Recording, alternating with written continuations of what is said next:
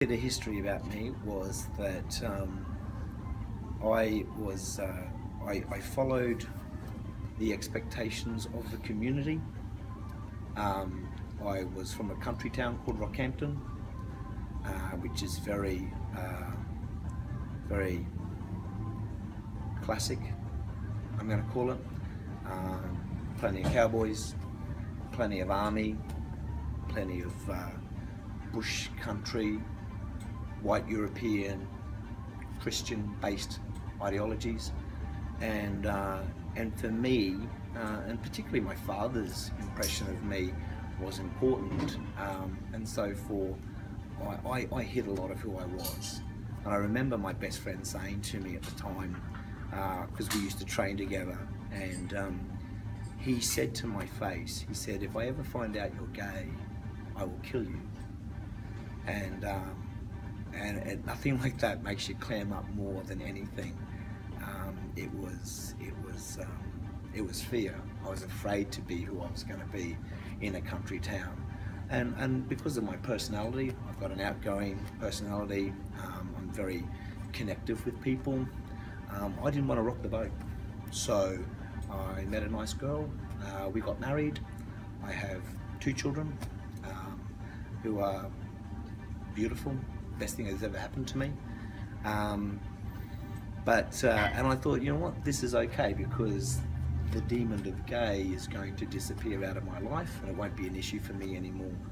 Um, but 12 years later, with a continual need to find release for that other side of my personality, or the other side of who I was constantly knocking on the door, and I found myself not knowingly becoming more and more angry and depressed and resentful, and I didn't even realize it at the time until I hit what I call rock bottom, and it was one Christmas, and I was alone, and I actually.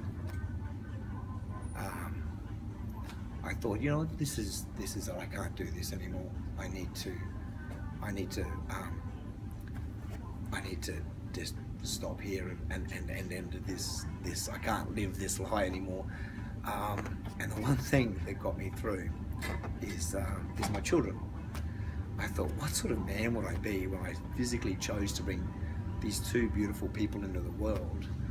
What legacy would I leave them when their father decided to commit suicide? What example was I leaving? And I just couldn't do it. So I thought, you know, time for a change. I had a partner on the side who I loved very much. He was my first partner, and I didn't realise how much I'd hurt him, hurt my current wife, but he had always said, unless you're true to yourself, you'll never be yourself. And finally I decided to, 10 years ago, because I'm 46 now, pull her aside and say, this is who I am, and I've been very selfish, and I need to change that. So I still wasn't very involved with the LGBT community at all, but I had relationships with people, a particular guy behind my wife's back. And so coming out to her was very confrontational. One of the toughest things I've had to do. No one ever wants to hurt someone, ever. And I think that's why my lies escalated to not hurt someone physically. But I don't know when it was going to end. I don't know when the journey was going to be over. So 4 years later, we had moved on. I had moved out. We put the kids in front all the time, so the priority was the children. We always made sure that they were happy and content and looked after, and that was our priority. She met someone. I was able to move on with my life as well, and from there I've only become stronger and stronger and stronger. Last year was my first event. It was next Northern Exposure, which is an event for the bear community in Brisbane. Had a great time. Met a lot of friends, and I met a lot of support, which I didn't know existed out there, and that's when I saw a change in myself, that I can actually for the first time, be really happy and live a life with comfortable people who accepted me. It was also the time I realised that it wasn't fear that stopped me from coming out. It was because I was ashamed of who I was. Um, and it was crazy. I wasn't scared. I was ashamed. And I thought, you know what, this is where I can make a difference. So I went into a competition called, a friend talked me into it. He said, let's do Mr. Sportsman. And I got up on stage and it was very confrontational. I was stepping right outside my boundaries of comfort zone, and I won, and I was pretty excited about it. But the number of people that came up to me and felt awkward talking to someone like me, and I'm no one special, I'm just a guy. And I thought, you know what, that's where I was. I was the awkward one who wasn't comfortable or afraid or challenged. And I thought, I can represent this community better. I can make connections and help those people feel better about who they are.